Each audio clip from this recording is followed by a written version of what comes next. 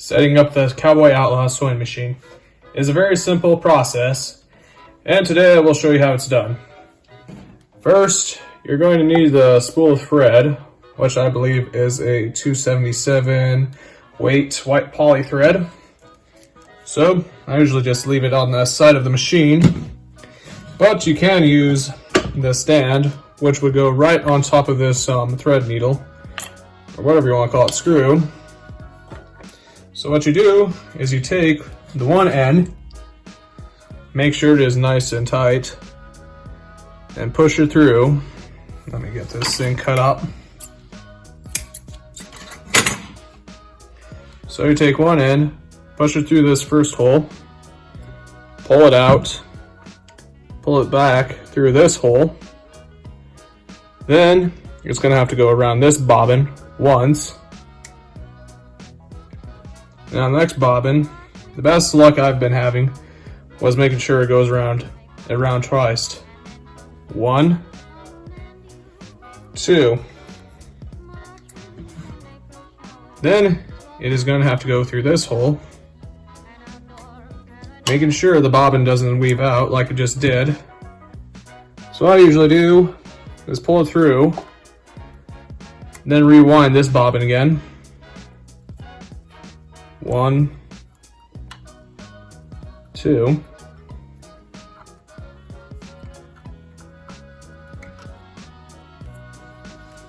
A little slippery today.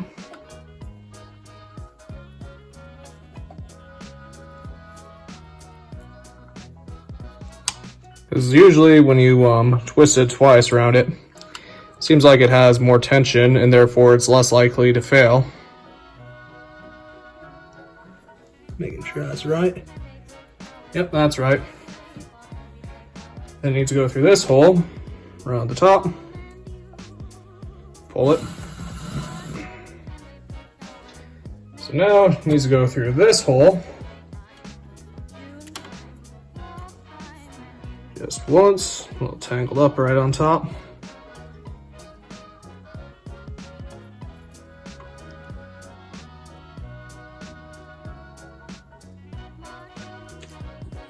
Sometimes it's good to lick it so it slides in a little bit easier. That's their tension through this hole down here. Then I'm gonna have to readjust my camera to show you the next little piece it goes to. Remember, thread's cheap, so use as much as you need. With thread in hand, you'll notice this little collar right on your machine. You want to fish your threads through that collar. And then you're going to pick up the collar, call it, whatever you want to call it, and you're going to fish it straight through that needle.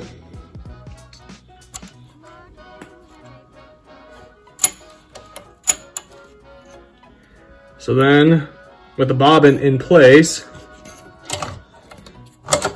squeeze the handle to lift up the presser foot.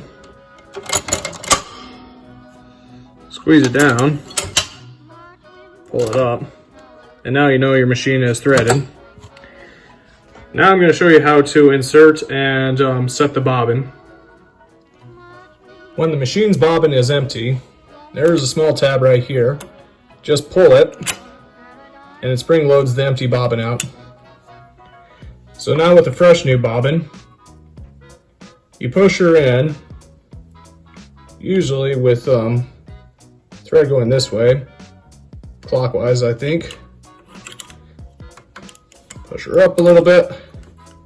You'll see this small groove right here. Keep pulling it until it gets into this groove right here. Holding it, pushing it up like that. To set the bobbin, you take your lever, pull it down while grabbing this tab, and pull right up again. And pull it straight through. Now your bobbin is ready and set. So then when that's set, you take your cap, push it straight through these grooves right here. You'll feel it fit. and twist it on, and that's how you set her up. Now the next basic controls I will go over next. So this knob up here will determine the length of thread. For example, if you want wire spacing, you would twist it this way. But if you want a smaller spacing, you would twist it that way. I mean, it's all up to you, but I prefer using a tire thread. Kind of like this notebook right here. And that was based off of just turning that. These two knobs will determine the density and, not density, what you want to call it, tension on the thread up here. So my rule of thumb is you want to keep this one pretty much level with this one.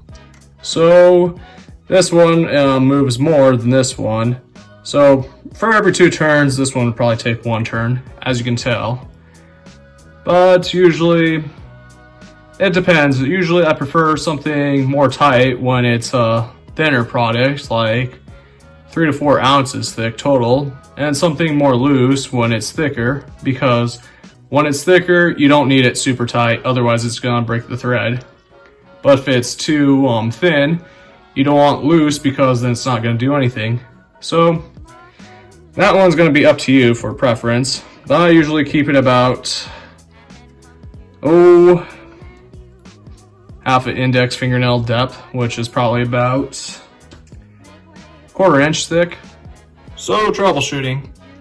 Sometimes you don't hit the lever all the way back down where it needs to go. Like that's a good case.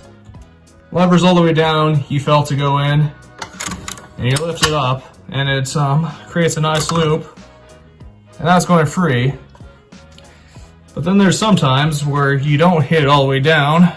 Let's see if I can create a malfunction, where you're just kind of halfway through the lever, and it's just going to hit right on top of that, the little piece right here. Not case up, then just kind of jam. Guess I got my machine where it needs to go. Ah, there we go. Nope, we're gonna really jam up on that one. Usually the reason for jam is because the thread's either fraying, you didn't cycle it through, or you're manually pushing it through. Because when you run this machine, it should always do the work for you. Like for example, I didn't really touch this. All I did was hold it parallel and let the machine do all the work. But if that happens, what you have to do is you're gonna have to take the top thread. Let me show you. You're gonna have to spool some of this stuff down. Just drag a little bit off of it. Pull it down, cut it off, then you're going to have to delicately remove the inside of here, because usually it's going to jam right down here, jam up the whole machine. And the thing about this machine is you should never ever force it through anything. Sure, it's a 100-pound cast iron beast, but even then a virus kills a person. So that's all I'm going to have to say about that one. So when sewing with the sewing machine, you grab the lever on top with the presser foot, the handlebar thing, pull it up, push her down. You're going to grab your 2 strings, let it go down. I usually kind of hold my piece, and then just kind of push down for the next 2 or 3 strokes. Then you don't have to hold it anymore. Then grab the handlebar again, lift up that presser foot, turn it around, then hit those holes again. So 1, 2. Then you go back down to how you want to sew again, or go down the path you want to sew. So when I'm doing tight corners or anything, I always hit the lever down first and then lift the pressure foot up. I'll show you when I get this thing ready. So Let's assume we want to go down this row. I'll show you how fast I can go with it.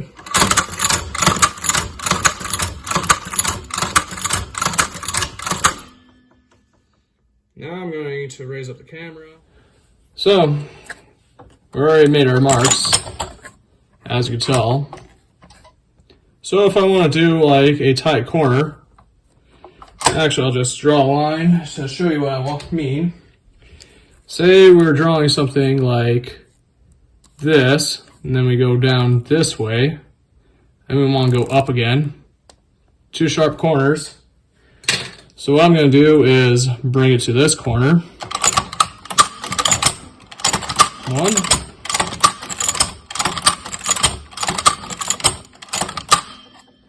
So now we're at that corner. So what I do is usually lift it all the way up, grab it, and then push her down again.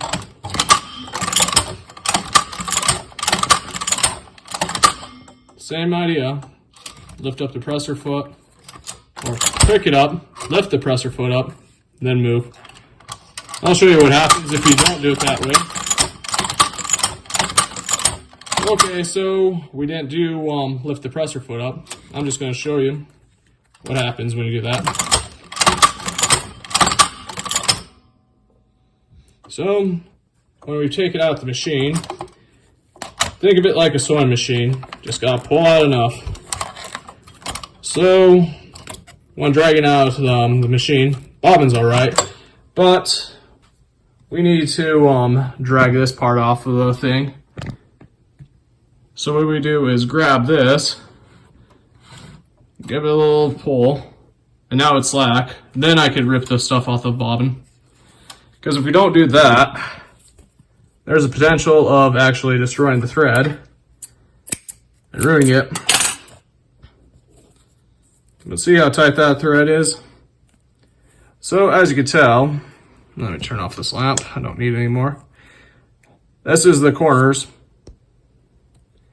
These are the corners where I lift up the presser foot and the needle. And this is the corner where I just lifted up the presser foot without the needle. I mean, you really couldn't tell it from this side, but from the other side, yep, doesn't look good. Then of course, finishing it off, you just get close enough with your scissors, bring it to a lighter, and just cinch it down. Yeah, usually want to throw a closer needle. But the next step is you just usually hammer it down with a hammer or a roller, and you can get some pretty nice clean stitches, just like this. Or here's a test notebook I was making, and how the stitches were done.